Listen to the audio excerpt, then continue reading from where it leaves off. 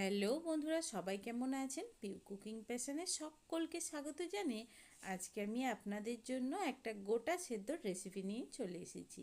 এই গোটা সেদ্ধটা কিন্তু আমরা সরস্বতী পুজোর সময় অনেকেই বাঙালি বাড়িতে বানিয়ে থাকি। বানানোটা তখন একটা নিয়মের মধ্যে পড়ে। এছাড়াও সারা বছরই শীতকালের সময়টায় আমরা এই গোটা সেদ্ধ প্রায় খেয়ে থাকি সকালবেলায়। কেন খাই? কারণ এটা যতটাই হেলদি ততটাই টেস্টি। তেল ছাড়া একটা রেসিপি, তার সাথে অনেক হেলদি একটা রেসিপি, বানানোটাও একদম ইজি। তাহলে চলুন গোটা সেদ্ধর রেসিপিটা দেখে নেওয়া যাক। গোটা সেদ্ধর মধ্যে কিন্তু সব রকম সবজি আপনারা গোটা গোটাই দেবেন, কেটে নিলে কিন্তু হবে না। নামটা শুনেই তো বুঝতে পারছেন জিনিসটা গোটা সেদ্ধ। এখানে আমি গোটা সেদ্ধ বানানোর জন্য লাল আলু নিয়ে নিয়েছি, বিম, শিম আর কাঁচা লঙ্কা। এই সমস্ত সবজি খুব ভালোভাবে ধুয়ে নিতে হবে। আপনারা চাইলে বেগুন বা অন্যান্য সবজিও দিতে পারেন। আমি এখানে বেগুন দিলাম না, কারণ বেগুন ঠান্ডা হয়ে গেলে যে গন্ধটা ছাড়ে সেটা আমার ভালো লাগে না। সেই কারণে আমি বেগুন ইউজ করলাম না। আপনারা চাইলে দিতে পারেন, আর অন্যান্য সবজিও দিতে পারেন। তবে ফুলকপি বাঁধাকপি দেবেন না, ওগুলো দিলে কিন্তু ভালো লাগবে না। এবার দেখুন, আমি আগের থেকেই মূলো ছাড়িয়ে এইভাবে টুকরো টুকরো করে কেটে নিয়েছি। এই মূলোগুলোও আমি গোটা সেদ্ধর মধ্যে দিয়ে দেবো। সমস্ত সবজি ধোয়া হয়ে যাওয়ার পর কালারটা দেখুন কত সুন্দর লাগছে।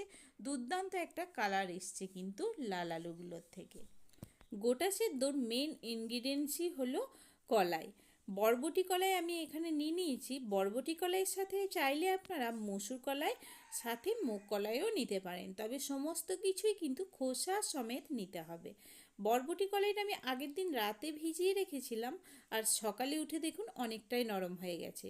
এতে কি হয়, সেদ্ধ করতে একদম হাফ টাইম লাগে। যদি ভিজিয়ে না রেখে আপনারা সেদ্ধ করেন, তাহলে প্রথমে আপনাদের বরবটি কলাইটা হাফ সেদ্ধ করে নিতে হবে, তারপর সবজিগুলো দিতে হবে। কারণ লাল আলু কিন্তু অনেক নরম, অনেক কম সময়ে একদম ভালোভাবে সেদ্ধ হয়ে গলে যায়। আমি কিন্তু এখানে এমনি মিষ্টি আলু দিলাম না। আপনারা চাইলে এমনি আলুও দিতে পারেন, সাথে লাল আলুও দিতে পারেন। লাল আলুটা কিন্তু দিতেই হবে, নাহলে টেস্টের গন্ডগোল হয়ে যাবে। সমস্ত সবজি দেওয়া হয়ে গেলে পরিমাণ মতো জল দিয়ে, আর সামান্য একটু লবণ আর অল্প একটু সর্ষের তেল দিয়ে চাপিয়ে দেবো আমি প্রেসার কুকারটা ঢাকনা এঁটে গ্যাসের ওপর। এবার সর্ষের তেলটা আপনারা কেন দেবেন এটাই ভাবছেন তো? সর্ষের তেলটা দিতে হবে যাতে সিটির উপর দিয়ে ডালগুলো বেরিয়ে না আসে। তেল দেওয়ার কিন্তু একটা গুণ আছে, তাতে আপনারা 1-2 ফোঁটাও দিতে পারেন, 1-2 চামচও দিতে পারেন। আমি এখানে খুব সামান্যই দিয়ে দিলাম, 1 টিস্পুনের মতো। লবণটা দিলাম যাতে সমস্ত সবজির মধ্যে লবণের টেস্টটা অ্যাবজর্ব করে, আর সবজিগুলো খেতে খুবই টেস্টি হয়। নিশ্চয়ই আপনারা বুঝতেই পারলেন আমি কতটুকু পরিমাণে সর্ষের তেল এখানে দিলাম। আর কিচ্ছু করতে হবে না, জাস্ট প্রেসার কুকারের ঢাকনাটা এঁটে গ্যাসের উপর চাপিয়ে ফটাফট 3 থেকে 4টে সিটি টেনে নিন। যদি পাকা রাঁধুনি হন, তাহলে কিন্তু সিটির উপরে ওঠা ভাপের গন্ধ শুনেই বুঝে যাবেন যে সেদ্ধ হয়েছে কিনা ভেতরের সবজি আর ডালটা। যদি পাকা রাঁধুনি না হন, কোনো অসুবিধা নেই, 2 থেকে 3টে সিটি আপনাদের টানতেই হবে। তারপর না হয় খুলে দেখে নেবেন যে সবজিগুলো ঠিকঠাক সেদ্ধ হলো কিনা। যদি কম সেদ্ধ হয়, তাহলে না হয় আরও 1-2টো সিটি টেনে নেবেন। বুঝে শুনে কিন্তু সেটি টানবেন। সবজিগুলো গলে গেলে বা ডালটা গলে গেলেও কিন্তু খেতে একদম ভালো লাগবে না। নিশ্চয়ই বুঝতে পারছেন আমি কত কিছু মেনটেন করে রান্নাটা করেছি। তবুও কেন বলছি রান্নাটা একদম ইজি, কারণ গ্যাসের ওপর প্রেসার কুকার চাপিয়ে দিয়ে আপনারা বাড়ির যে কোনো কাজ করে নিতেই পারেন। দূর থেকেও তো শোনা যায় প্রেসার কুকারে সিটি টানার আওয়াজ। তখন না হয় এসে একবার গ্যাসটা বন্ধ করে দিলেই হবে। যতক্ষণ না ভেতরের বায়ু বেরিয়ে প্রেসার কুকারটা নর্মাল হচ্ছে, ততক্ষণ খুলবেন না। তাহলেই ভালোভাবে 2 থেকে 3টে সিটি দেওয়ার সাথে সাথেই সেদ্ধ হয়ে যাবে। প্রেসার কুকারটা খুলে আমি বুঝে গেলাম সমস্ত সবজি সেদ্ধ হয়ে গেছে। এখন যারা ডায়েটে আছেন তাদের জন্য কিন্তু রেসিপিটা একদম ডান।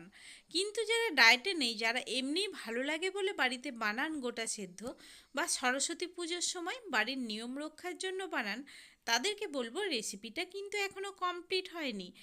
এবার কিন্তু আমাদের ফোড়ন দিয়ে দেওয়ার পালা। ফোড়ন দেওয়ার জন্য প্রথমেই আমি গ্যাসের উপরে একটা লোহার ছোট্ট কড়াই চাপিয়ে দিয়েছি। এই কড়াইটাতেই আমি ফোড়নের তেল আর সমস্ত মশলা ভেজে নিই। প্রথমেই আমি দিয়ে দিলাম এখানে 1 টেবিল স্পুন সর্ষের তেল, সাথে দিয়ে দিলাম 1 টেবিল স্পুন গোটা জিরে আর 2টো শুকনো লঙ্কা মাঝখান থেকে ছিঁড়ে দিয়ে দিয়েছি। ব্যাস এইটুকুই, আর কিচ্ছু দিতে হবে না। এবার শুধু তেলটা গরম হওয়ার অপেক্ষা। তেল গরম হলেই তার মধ্যে জিরে আর শুকনো লঙ্কা দিয়ে দিলাম, আর সেগুলো সাথে সাথেই কালার চেঞ্জ করতে শুরু করে দেবে। আর কালার চেঞ্জ করে ফ্লেভার বেরোতে আরম্ভ করলে ওই গরম গরম তেলটা গোটা সেদ্ধর ওপর দিয়ে দেবেন, দিয়ে নেড়ে ছেড়ে 2 থেকে 3 মিনিট ফুটিয়ে নিলেই রেডি আমাদের আজকের এই গোটা সেদ্ধ রেসিপিটা। তাহলে বন্ধুরা, রেসিপিটা কেমন লাগলো সেটা কিন্তু কমেন্টে জানাতে ভুলবেন না। যদি ভালো লাগে তাহলে নয় ভিডিও দেখা শেষে একটা লাইক করে দেবেন। যারা এখনও আমার চ্যানেলটা সাবস্ক্রাইব করেননি তাদের কাছে প্রত্যেক দিনের মতো আজকেও রিকোয়েস্ট করব, প্লিজ আমার চ্যানেলটা সাবস্ক্রাইব করে পাশে থাকবেন। প্রত্যেক দিনের নিত্য নতুন রেসিপি পেতে পাশে থাকা বেল ঘন্টিটাতে ক্লিক করে অল অপশনটাতে ক্লিক করে রাখবেন, যাতে প্রত্যেক দিন আমি নিত্য নতুন রেসিপি দিলেই তার নোটিফিকেশান সবার প্রথম আপনার কাছেই পৌঁছে যায়।